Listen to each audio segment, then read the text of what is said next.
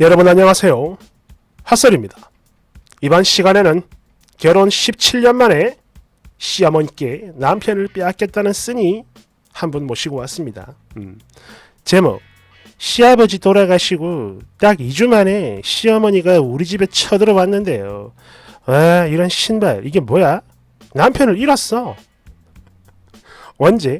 시어머니가 오시고 나서 그나마 있던 남편을 잃었습니다. 그래요. 제가 등신이고 철이 없었던 거죠. 그래도 같은 여자라고 혼자가 된 시어머니가 불쌍해 끝내는 거절하지 못했는데, 야, 이건 뭐 남편도 없어지고 내 인생 통째로 망한 기분입니다. 내용이 기니까 음슴채로 갈게요. 저는 서울 토박이 45살 여자고요. 그리고 저희 시어머니는 경북의 어느 깊은 산골짜기 시골 마을에서 태어나 평생 동안 농사를 지으며 살아오신 분입니다. 81살. 아무래도 당신 연세가 좀 많으시다 보니까 시력과 청력은 좀 떨어지시는 듯 하나 그래도 관절 괜찮고 그 외 대체적으로 건강하신 편이에요. 잘 돌아다닙니다. 근데요, 세대 차이도 그렇고 또 그동안 살아온 환경도 그렇고 당신 며느리인 저와 공통 화제는 당연히 하나도 없으며, 아니 그보다 어머님 사투리가 너무 심하셔서 잘 알아듣지도 못하겠어요. 그러다 보니까 뭐 대화 자체가 잘 안 됩니다. 그리고 어머님도 그래요. 이상하게 서울말을 잘 못 알아들으시더라고. 여튼 그러고 있던 중에 지난 2월 아버님이 돌아가셨는데요. 이후 불과 2주 만에 나는 아들과 살아야겠다 라며 서울로 올라오셨어요. 눈물과 분노의 중간 과정은 생략하겠습니다. 그런데 사실 이건 저희 시어머니의 평생 꿈이었어요. 아들이 있는 서울 아파트에서 같이 지내며 당신 며느리가 해주는 밥 드시고 그렇게 힘든 일, 농사 같은 거 안 하고 편하게 사는 삶 말이죠. 게다가 아버님이 살아계실 적엔 오직 당신 남편에게만 의지를 하시던 분이었는데요. 그런 분이 당신을 남겨놓고 먼저 가버리셨으니 어머님은 슬픔도 슬픔이지만 새롭게 의지를 할 곳이 필요하셨던 모양입니다. 그래서 그렇게 서두르셨던 거겠죠. 나 데려가라. 얼른 데려가라. 여하튼 저희 부부는 맞벌이 중이고 하나 있는 아들은 사춘기라서 방에서 잘 안 나와요. 그러다 보니 어머님은 하루 종일 집에 혼자 계시고 그런 만큼 당연히 외롭고 심심하실 것 같은데 희한하게 당신 본인은 되게 좋아라 하세요. 게다가 밥도 잘 드시고 간식도 잘 드시고 뭔가 계속 드십니다. 어머님 적적하진 않으세요? 라고 여쭈면 아니다. 내 평생 일이 편하고 좋을 수가 없다. 그러니 걱정 말고 애민이는 네 일 봐라. 딱 이러시는데, 그런 당신의 말씀과는 달리 시간이 지나면 지날수록 뭔가 너무 심심해 보이고 외로워 보이는 거야. 그런데 이게 또 웃기는 게 형님들, 그러니까 시누이고 2명 다 근처에 삽니다. 엄마, 낮에 혼자 있으면 심심하지? 그러니까 우리 집에 놀러와 라고 해도 나는 여기가 좋다 이러면서 절대로 안 가십니다. 참고로 저희 어머님은 눈치가 많이 없는 분이세요. 게다가 그분 또 엄청나게 많은 분이라 당신 혼자는 바깥 외출을 못 하시는데, 뭐 듣기로 어머님 어릴 때 하루는 길을 잃어가지고 3일 동안 강제 가출을 했고 그렇게 쫄쫄 굶다가 죽을 뻔한 적이 있으시다고 합니다. 그러다 보니 저희 남편이 매일 아침 저녁으로 당신 속 꼭 붙들고 같이 산책을 하는데요. 참. 여하튼 그리고 저는요, 그리고 우리 가족은 아침을 안 먹는 사람들이지만 어머님은 드셔야 하니까 당신 아들과 산책을 하는 동안 제가 아침을 차리는 것은 물론이고 또 당신 혼자 드실 점심까지 대충 다 세팅을 해놓은 뒤에야 출근 준비를 합니다. 물론 쿠땡, 마켓땡리 뭐야 이게 등등 도움을 많이 받긴 하죠. 그리고 퇴근하고 집에 오면 다 같이 저녁을 먹고 제가 설거지를 하는 사이에 남편은 어머님과 또 산책을 가는데요. 그러면 아내인 나는 나는 나 혼자 밤늦게 산책을 하죠. 우리 아들은 방에서 안 나와요. 참고로 저희 남편의 경우 사업상 그런 것도 있지만 그냥 사람 자체가 술 좋아하고 그리고 사람도 되게 좋아해서 아침에 나가면 항상 늦게 들어오거든요. 거기다 주말도 마찬가지. 출장도 자주 가지만 뭐 안 가는 날에도 뭐 비즈니스 때문에 뭐 골프를 친다거나 뭐 사람들 만나거나 늘 바쁘죠. 그리고 1년 중 330일 정도는 술을 마시는 것 같아요. 그러다가 작년에 코로나 터지면서 집에 일찍 들어오는 날이 점점 많아졌고 그래서 저녁에 산책도 하고 맥주도 한 잔씩 하고 그랬는데 저하고 말이죠. 어머님이 오시고부터는 그게 싹 사라졌어요. 아니 뭐 산책은커녕 대화할 시간도 없어요. 남편이 늦는 날이면 어머님도 일찍 주무시는데요. 그러니까 본인이 늦을 것 같으면 먼저 주무시라며 전화를 하죠. 그런데 좀 일찍 왔다. 그럼 산책을 하는 건 물론이고 아들 옆에 딱 붙어가지고 밤늦게까지 TV를 보십니다. 그러다 처음엔 좀 짠했던 게 하루 종일 얼마나 심심하셨으면 오죽하면 저렇게까지 하실까 했는데 이게요. 시간이 지나면서 뭔가 점점 이상해집니다. 어머님 말고 남편이 말이죠. 그러니까 자기 뭐 술 먹고 조금 늦게 들어오는 날 원래는 주무시는 어머님 얼굴만 살짝 보고 나왔는데요. 이제는 안 그래요. 그런 어머님을 일부러 깨웁니다. 엄마, 아들 왔어. 일어나 봐요. 딱 이렇게 말이죠. 그럼 어머님은 얼굴이 활짝 피면서 아이고 우리 아들 왔나. 그렇게 뒤늦은 산책을 하거나 그게 아니면 당신 방에 같이 나란히 누워 한참을 얘기하다가 최소 한두 시간이에요. 그런 뒤에 겨우 제가 있는 안방으로 오는데 오자마자 바로 골아 떨어집니다. 와, 제가요 이 남자랑 무려 17년을 같이 살았는데 이 정도의 효자라는 거 이번에 처음 알았습니다. 아니 사실 이런 말 하면 좀 그렇긴 한데요.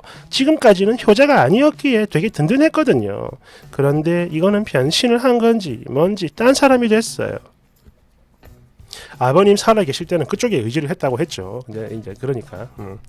그리고 제가 출근을 안 하는 주말 적어도 이날만큼은 늦잠을 좀 자고 싶은데 어머님 아침을 차려드려야 하니까 계속 일찍 일어나야 합니다. 솔직히 힘들고 좀 많이 괴로웠어요.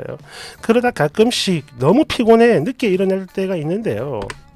이런 날은 오전 10시 정도에 뒤늦은 아침을 차려드리죠.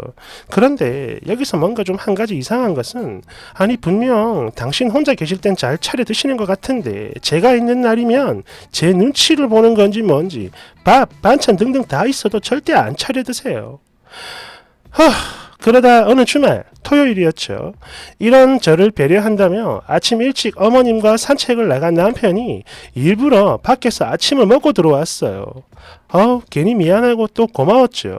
그리고 바로 그 다음 날인 일요일 집에서 점심을 준비한 뒤에 두 사람을 기다리고 있는데 1시가 넘어서 전화를 해가지고는 우리 나랑 엄마 밥 먹고 들어갈 거야 이러는 거예요. 살짝 아니 조금 당황했지만 황당했지만 그냥 그렇게 하라고 했고 저랑 아들이랑 둘이서 점심을 먹은 뒤에 저 혼자 외출을 했습니다. 남편에게 쇼핑 가자고 하면 어머님이랑 셋이 같이 가야 하는데 좀 불편해요. 그래서 혼자 갔던 거죠. 그리고 바로 그 다음 주 주말 이번에도 점심을 준비하고 있는데 남편에게 톡이 옵니다. 아래는 톡 내용을 요약한 거예요. 나랑 엄마 밖에서 점심 먹고 들어갈 거야. 아니 처자식이 집에 있는데 주말마다 둘이서 외식을 해? 그것도 미리 말을 하는 것도 아닌 카톡 하나 틱 보내고. 아니 너 밥 준비하는 거 귀찮고 번거로우니까 내가 그걸 도와주려고 하는 건데 뭐가 나빠. 야 이게 배려냐? 따돌리는 거지. 아니 그리고 그렇게 할 거면 좀 빨리 미리 얘기라도 해줬어야지. 뭐야 장난이야 뭐야. 에이씨 아직 안 먹었으니까 그냥 집으로 갈게. 아니 차리기 싫어졌으니까 그냥 밖에서 먹고 와라. 그리고 이 망할 인간아 나를 배려해 주는 거라면 먹고 올 게가 아니라 우리 다 같이 먹자 밖에서 이렇게 말을 했어야 정상 아니냐. 도대체 뭐야? 네 마누라하고 새끼는 입이 아니라 주둥이야? 라고 했더니 남편 놈이 제대로 대답을 못합니다. 사실 저희 남편도 어머님을 닮아서 눈치가 없고 공감 능력 또한 많이 떨어지는 편이긴 해요. 그런데 사회생활 잘하는 거 보면 좀 신기하기도 하고 뭔가 싶네요. 여하튼 시간이 가면 갈수록 저는 식모가 되는 기분입니다. 이 집에서 어머님과 당신 아들 뒤치다거리만 하다가 환갑을 맞이할 것 같은 그런 무섭고 불길하고 소름 돋는 생각이 자꾸 생겨요. 그렇게 사람이 자꾸만 우울해지니까 이젠 남편이랑 얘기도 하기 싫고 남편도 그래요. 꼭 필요한 말만 하고 대화나 어떤 노력을 하나도 안 합니다. 그러니 여러분들의 현명한 조언이 필요해요. 댓글 1번. 시엄마가 지 남편 죽었다고 며느리 남편을 뺏었네요. 끌끌끌끌끌. 대댓글. 이런 썩을. 야! 넌 말 좀 가려서 해라. 물론 며느리 입장에선 짜증나는 거지만 너는 뭐 천년 만년 젊을 것 같냐? 말하는 꼬라지하고는 시끼가. 대댓글. 아니 내가 뭐 쓰니 시엄마 늙은 걸로 뭐라고 했냐? 아니면 남편 죽은 걸로 뭐라고 했냐? 남편 죽었다고 아들내로 바로 끼어들어가 멀쩡히 처자식 있는 지 아들 남편 노릇도 못하게 해, 애비 노릇도 못하게 해. 그렇게 가랑이 붙들고 늘어지는 그 추한 꼬라지를 욕하는 거지. 남편 이런 슬픔에 식음을 전폐한 것도 아니고 잘 처먹는다며. 아니 잘 드신다면서. 밥 반찬 다 있어도 안 먹고 굶으며 버티다 며느리가 차려줘야만 처먹는 시애미. 이건 아무리 봐도 그래. 아이고 이때다 싶어 눌러 앉은 거죠. 딸들이 오라고 하는데 절대 안 가는 것도 그 증거 중 하나야. 보통의 부모들은 말이야 자기 배우자 잃었다고 자식네 쳐들어가 분탕질 절대 안 친다. 알겠냐? 2번. 님이 집에 있을 때 그러니까 며느리 눈치가 보여서 안 차려 먹는 게 아니라 그저 종년이 차려다 바치길 기다리고 있는 겁니다. 아니 쓰니도 참 이해가 안 되네. 거기서 종년 노릇하면서 늙는 게 좋아요? 하다못해 남편이 이쁜 짓을 하나 그렇다고 시모가 도와주길 하나 아니 도대체 왜 그러고 사는 거야? 이해가 안 되네. 3번. 이거는 제가 인생을 살면서 직접 보고 느낀 건데요. 저렇게 심신이 극도로 편한 채로 지내잖아요. 쓰니 시엄마는 분명 100살도 넘게 사실 겁니다. 그리고 그때가 되면 님은 환갑이 아니라 칠순을 바라보는 완전 할머니가 돼 있겠죠. 즉 며느리까지 본 시모가 돼서도 100살 시모를 모셔야 된다 이 말입니다. 그런데 여기서 더 무서운 건 이게 또 그렇다고 해서 아유 얼른 빨리 좀 가라 제발 좀 이렇게 빌 수도 없는 겁니다. 내 영혼과 인간성 유지를 위해서라도 그런 소리는 못하죠. 그렇다면 이걸 해결할 방법은 무엇인가? 오직 하나, 분리입니다. 분리. 감히 어느 누가 기약을 할 수 있겠어요. 막말로 님이 없어지잖아요. 그럼 돈을 써서라도 알아서 잘 살게 되어 있습니다. 남편을 시모한테 돌려주고 님 인생을 찾아와야 해요. 이혼 말고 별거 말이야. 그리고 만약 이걸로 남편이 이혼을 고집한다. 그럼 차라리 이혼을 하는 게 100배 1000배 나을 수도 있습니다. 대댓글. 며느리가 빠져주면 저 할매는 더 좋아할 거예요. 3번. 저희 엄마 친구 90이 넘은 시아버지 때문에 61살에 이혼했습니다. 그렇게 이혼을 하고 나니까 사람이 확 달라져요. 맨날 우울증에 죽을 것 같은 얼굴이었는데 이제 나날이 활기차고 밝고 이뻐지고 재미있게 사세요. 여행도 가고 취미활동도 하고 그렇게 젊게 사시는데 그 전남편 되는 아저씨는 홀로 모시고 살더니 불과 5개월 만에 당장 죽을 듯한 폐인이 돼버렸습니다. 4번. 이거는요. 눈치가 없어서 딸들 집에 안 가는 게 아니라 거기에 가면 본인이 사위들 눈치를 봐야 하고 내 속으로 낳은 딸들 힘들까봐 안 가는 겁니다. 그런데 너는 딸이 아닌 며느리니까 괜찮은 거고요. 아시겠나요? 진짜로 눈치가 없는 분들은요. 남 불편한 걸 단 하나도 모르기 때문에 막 설레발 치면서 이 집 저 집 데려다 달라 그러고 그렇게 며칠씩 묵으면서 마치 순회를 하는 것 마냥 더 잘 놀고 잘 돌아다니세요. 알겠나요?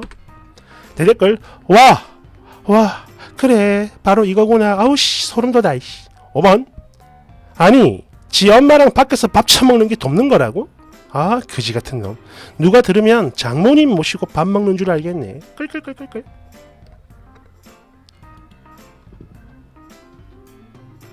이야, 100살이라 좀 무섭네요. 이거는 그렇죠. 이건 뭐 이게 분리가 답인 것 같습니다. 예, 제가 봐도 그래. 감사합니다. 뭐 할 말이 없네.